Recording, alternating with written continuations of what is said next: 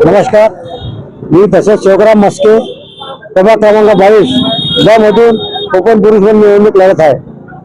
काय सांगाल, कोणत्या मुद्द्याला घेऊन आपण रिंगणात उतरले आहेत?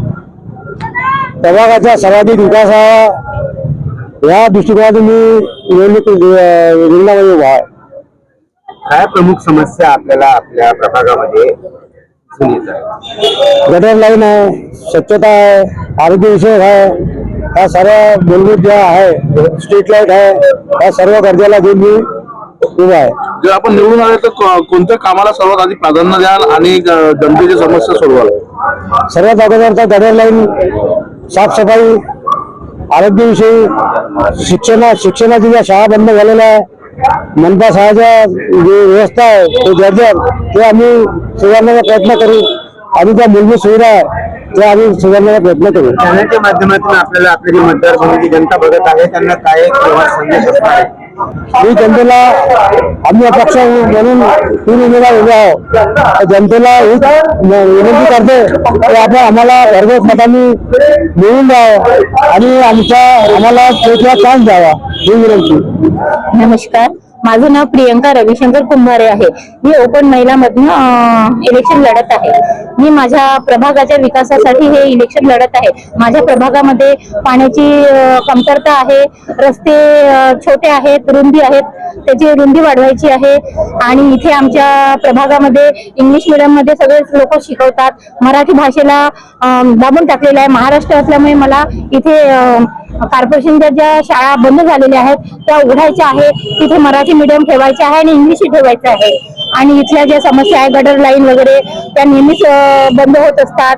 त्या मोठ्या गटर लाईन टाकायची आहे, नळाची व्यवस्था करायची आहे आणि माझ्या प्रभागाचा विकास करायचा आहे. या उद्देशाने मी हा चुनाव लढत आहे आणि माझ्या जनतेने मला प्रचंड बहुमताने निवडून द्यावे ही हात जोडून त्यांना विनंती आहे. नमस्कार, मी नंदिनी आशिष भुते, ओबीसी महिला, प्रभाग 22 मध्ये ओबीसी महिला म्हणून उभी झालेली आहे. आपला क्रमांक आहे ब.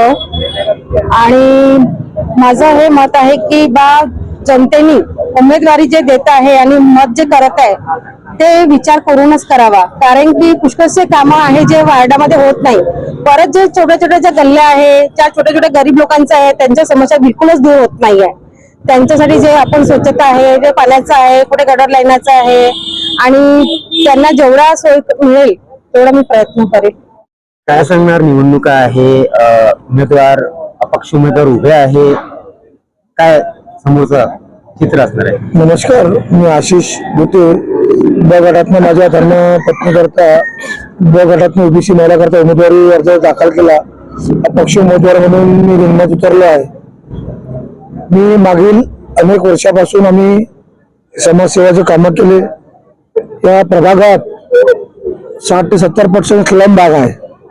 या स्लम भागात हत्तीनाला हा जो परिसर आहे, त्या परिसरात आम्ही 2019 पासून जो शासनाने GR काढला होता, त्या GRच्या अनुषंगाने आम्ही जे नजूल लोकांच्या रजिस्ट्रीचे काम आज किमान 9,000 लोकांचे आम्ही रजिस्ट्री करून दिलेले आहेत.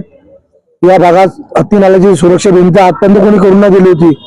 आम्ही मान्य खासदार साहेबांच्या फंडातून आम्ही 1 करोड रुपयाची सुरक्षा हत्ती नाल्याची भिंत त्याचं काम पूर्ण केलेलं आहे. अजून काही भिंतीचे काम बाकी आहे.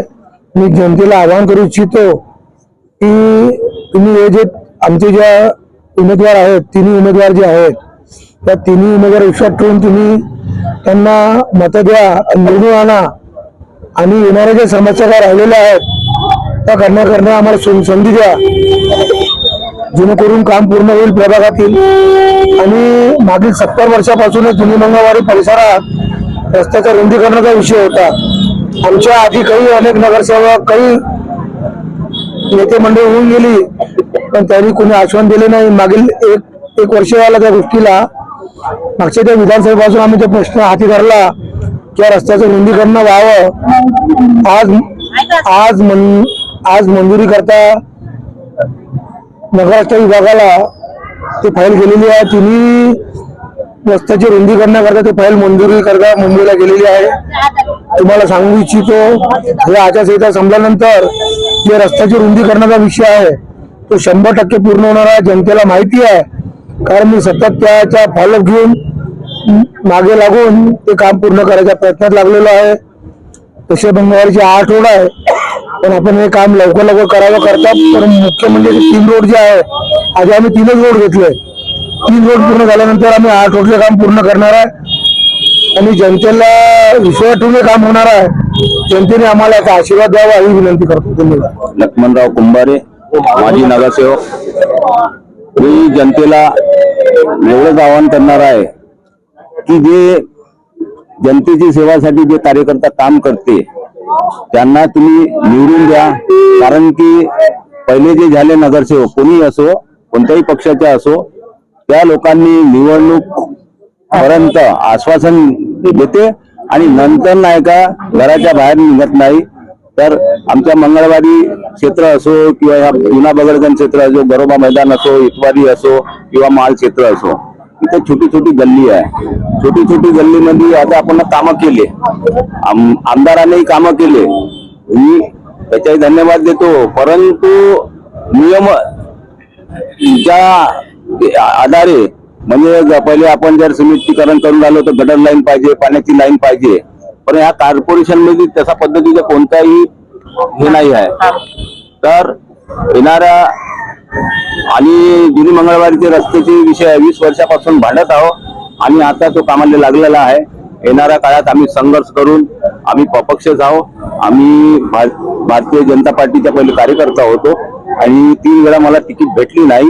त्यासाठी जनतेच्या विश्वासानं मी हे 3ही उमेदवार लढून राहिले आहे. त्याच्यात चुनाव चिन्ह आहे AC, कपाट आणि ऍपल. या 3घांनाही मत देऊन प्रचंड बहुमताने निवडून द्या.